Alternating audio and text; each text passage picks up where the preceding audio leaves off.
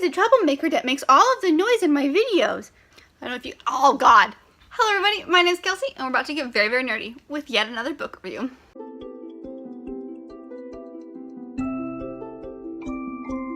So today I thought we would do a book that I just finished and I cannot rave about it enough. The Upside of Unrequited by Becky Albertalli. She has become one of my favorite authors.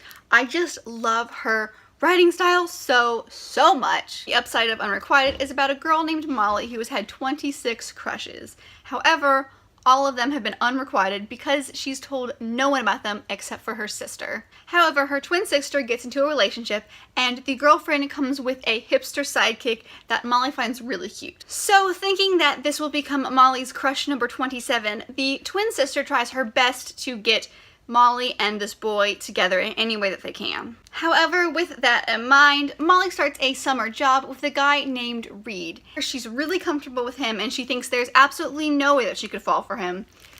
Or is there? So it's just a very cute summer romance. So like all my book reviews, I will be focusing on 5 things, which are plot, character, location and world, writing style, and just overall feelings. Overall, when I was reading this plot or hearing other booktubers talk about this book, I didn't find anything that I particularly felt that I needed to read about, so I kept putting it on the back burner. I mean, like, I'll get to it. But because I loved Simon vs. the Homo Sapiens Agenda so much, I thought I would give this one a shot. I loved this book so much. I loved that this all took place in one summer, but not the entire summer, just at the very beginning of the summer. So there's a whole lot going on in this. It's really just a fun, breezy sit through. Again, just like Simon vs. That was the cat. Just like Simon vs. the Homo Sapiens Agenda, I got through this in one sitting. Every time I was like, okay, I have to put this down, I have to go to bed, and then something else would happen and I'd be like, oh my gosh, I cannot put this down, I have to know what's going on. I felt myself drawn to these characters, I couldn't put it down, I wanted to know what happened to them at all times. Another thing that I really liked about this plot is it was kind of, I wouldn't call it a coming of age novel, but there was definitely this twin sister kind of growing up moment where the twins realize they're not going to be there for each other 100% of the time. Even at one point, Molly says that she knew that her and her sister were going to have separate lives and separate houses and separate families and all of this stuff, but she never thought about the in-between time where they actually started to grow apart a little. She and Cassie always knew that they were going to be there for each other, but there is definitely a time when sisters, especially twin sisters, have to kind of move on with their own lives.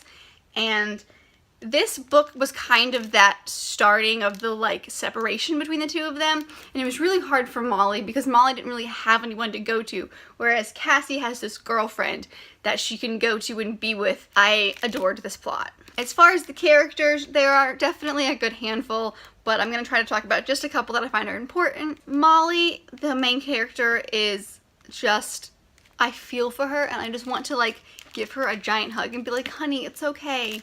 I'll be there for you. Because she's going through all this stuff, and then while her sister gets this girlfriend, she's kind of, being pushed to the sides a little bit, and that's never been a thing between them. They're twins, they're always together, they've never had moments where they didn't speak. And all of a sudden, now that she's got this girlfriend, she doesn't tell Molly everything. I kind of related to Molly a lot because I feel like that was me in high school. When I had a crush, I think my best friend and maybe a couple other people knew, and that was really it. I never approached guys. I never really was like, hey, you sir, I like you. We should hang out more. No, it was like, hey, how you doing? I'm gonna sit over here now and just pine after you from the corner. No, I never went up to people. So I definitely related to her more than I thought I would. I just felt for her and I just wanted her to be happy and I wanted people to listen to her because she was feeling all of these complex emotions and could tell no one, not even her twin sister, who she could tell everything to. And it was just, when she got angry, I was like, yes, finally, talk to them. Yes? I'm trying to shoot a video. Why are you being loud? Yeah. For most of this book, I could not stand the twin sister, Cassie. She was just so mean. And I was like, could you just be quiet and get out of your own world for about 3 seconds and actually ask your sister how she's doing, because she might be going through things that you don't know about, which of course is what was happening. But no, Cassie was in her own little world with yay new girlfriend, yay new relationship, and don't get me wrong, I'm so happy for Cassie, like that's awesome. and she would get angry because Molly was doing certain things, but Molly had all of these feelings that Cassie didn't know about, and if Cassie knew about them, Cassie would have shut her mouth and been like, oh, well, maybe I should stop being a jerk half the time. So there's that. I was kind of getting some strong Sense and Sensibility by Jane Austen vibes from this, and it may just be the fact that that's about sisters and this is about sisters. I bet you I could find a Jane Austen connection in every book I read. So as far as location and world, there's again not a whole lot I can say about this because it's set in our world, but what I will say is that it was really interesting is that Becky Albertalli brought in a real world tie. During this book, the Supreme Court ruling on gay marriage comes into play. And that plays a huge part, not just for Cassie, but also for their two moms. So I thought that was super interesting that she brought in a real world tie, not just a real world place, but a real world, situation. I also absolutely love that Simon makes an appearance in here. I love that there is a tie between this book and Simon versus the Homo Sapiens Agenda. The Abby that is Molly's cousin is actually the same Abby from Simon versus the Homo Sapiens Agenda, and I just love that there's a tie between these books. Not a huge one, but definitely a tie. Basically, everything that I have to say about the writing style is the same as with Simon versus the Homo Sapiens. I loved her writing style. It was super smooth. I could get through it really quickly. I very much enjoy her books. She would definitely be one of the authors that if I saw it, I would buy it and read the book just because I've enjoyed the past couple things that she's written. She's also coming out with a new book based on Leah, one of Simon's best friends from Simon versus the Homo Sapiens Agenda, and I am super excited about that book. I just love her. I love her writing style. It's descriptive, yet not a whole lot. There's a lot of dialogue, which I love. And though she does have a kind of simpler vocabulary, you learn to absolutely love these characters. You feel for them. You want them to be happy. You hate certain characters. You love other characters.